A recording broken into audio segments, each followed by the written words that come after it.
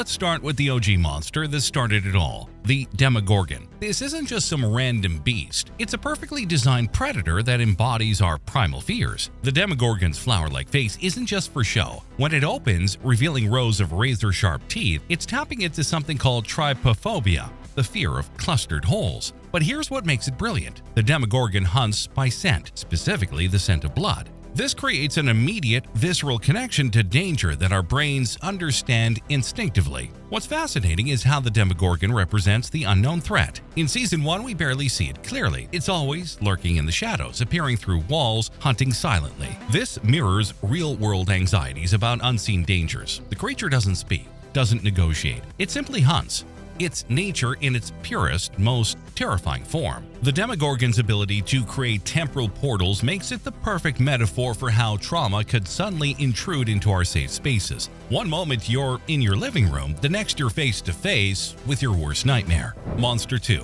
The Mind Flayer. Now let's talk about the puppet master, the Mind Flayer. This entity represents something far more insidious than physical threat, the loss of free will. The Mind Flayer's spider-like form in the Upside Down isn't accidental. Spiders are already one of humanity's most common phobias, but this creature takes it further. It's not just a predator, it's a colonizer. The Mind Flayer doesn't want to kill you, it wants to make you part of itself. What makes the Mind Flayer truly terrifying is its intelligence. Unlike the Demogorgon, which operates on instinct, the Mind Flayer strategizes. It studies its enemies, learns their weaknesses, and adapts. When it possesses will in Season 2, we see psychological horror at its finest, the slow erosion of identity. The Mind Flayer represents our fear of losing ourselves, of being controlled by forces beyond our understanding. In our modern world of social media manipulation and political division, the idea of an entity that can literally control minds feels uncomfortably relevant. The creature's hive mind mentality also reflects anxieties about conformity and the loss of individuality. Every person it controls becomes an extension of its will, creating an army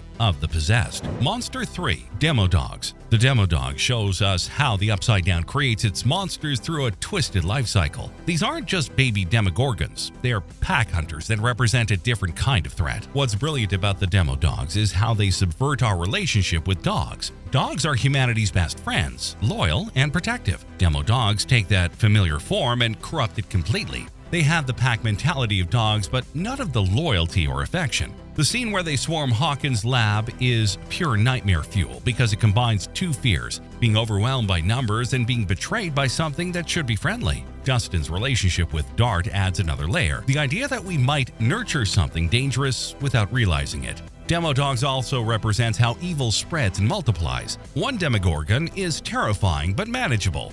A pack of Demodogs is overwhelming. This reflects real-world anxieties about how problems can spiral out of control when left unchecked. Monster 4. The Flayed. The Flayed take body horror to a whole new level. These aren't monsters in the traditional sense. They're people we know and care about, twisted into something unrecognizable. Billy's transformation into one of the Flayed is particularly effective because it plays with our expectations. Billy was already an antagonist, but seeing him become something inhuman adds layers of tragedy to his character. The Flayed represent the fear that the people closest to us might not be who we think they are. What's most disturbing about the Flayed is how they maintain their human appearance while being completely controlled. They could smile, talk, and act normal while planning your destruction. This taps into paranoia and trust issues. How do you know who's really on your side? The melting scene where multiple Flayed combine into the spider monster is pure body horror. It shows us that individual identity means nothing to the Mind Flayer. We're all just raw material for its larger plans. Monster 5. Vecna. And then came Vecna, the monster that changed everything. Vecna isn't just another creature from the Upside Down, he's the architect of it all. What makes Vecna so terrifying is his humanity.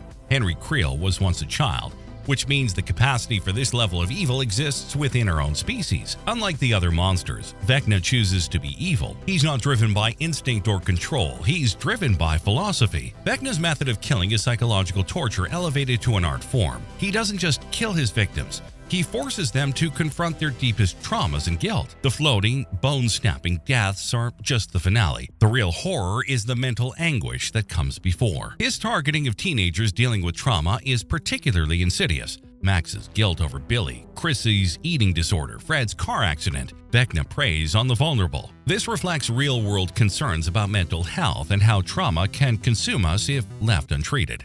The reveal that Vecna created the Upside Down recontextualizes everything we thought we knew. He's not just a monster, he's a god of his own twisted realm. This elevates him from creature to cosmic horror, something beyond human understanding or conventional defeat. Vecna's burned, vine-covered appearance tells the story of his transformation. He's become one with his domain, no longer fully human, but not entirely monster either. He exists in the space between, which is often where the most effective horror lives. Monster 6. Demobats. The Demobats, introduced in Season 4, bring aerial terror to the Upside-Down ecosystem. These creatures represent the fear of being overwhelmed by small, fast-moving threats. What makes Demobats effective is their swarm mentality combined with their ability to fly. Ground-based monsters can be avoided or outrun, but Demobats attack from all angles. They're like a living storm of teeth and claws. Eddie's sacrifice while fighting the Demobats is particularly poignant because it shows how even the coward can become a hero when faced with overwhelming odds. The Demobats serve as the perfect final test for his character arc. Their design, essentially flying versions of Demogorgon mouths, creates a sense of inescapable danger. The sky, traditionally a symbol of freedom and escape, becomes another hunting ground for the Upside Down's predators. Monster 7. The Spider Monster. The Spider Monster from Season 3 represents the ultimate fusion of body horror and practical effects mastery. This creature is what happens when the Mind Flayer stops being subtle and decides to create a physical avatar in our world. What's most disturbing about the Spider Monster is its composition. It's made from people. Every tendril, every mass of flesh was once someone's neighbor, friend, or family member. This adds a layer of tragedy to every scene it appears in. The creature's size and strength make it nearly unstoppable through conventional means. It can smash through walls, regenerate damage, and adapt to threats. This represents the fear of facing something so powerful that human ingenuity and weapons are useless. The spider monster's intelligence, inherited from the Mind Flayer, makes it more than just a mindless beast. It strategizes, sets traps, and shows genuine cunning. The combination of overwhelming physical power and tactical intelligence creates a nearly perfect antagonist. Monster 8. Psychological impact. What makes Stranger Things monsters so effective isn't just their design. It's how they tap into universal fears and anxieties. Each monster represents a different aspect of growing up and losing innocence. The Demogorgon is the unknown threat that can invade your safe space. The Mind Flayer is the loss of control and identity. Vecna is the realization that evil can come from within humanity itself. The show's genius lies in how it uses these monsters to explore real-world issues. Trauma, mental health, conformity, the loss of childhood innocence. All of these themes are embodied in the creatures that stalk Hawkins. The monsters also evolve with the characters. As the kids grow older and face more complex challenges, the threats become more sophisticated and psychologically complex. Season 1's Demogorgon is a straightforward predator, while Season 4's Vecna is a philosopher of evil. This evolution reflects how our fears change as we mature. Children fear the monster under the bed. Teenagers fear losing their identity. Young adults fear that they might become the monsters themselves.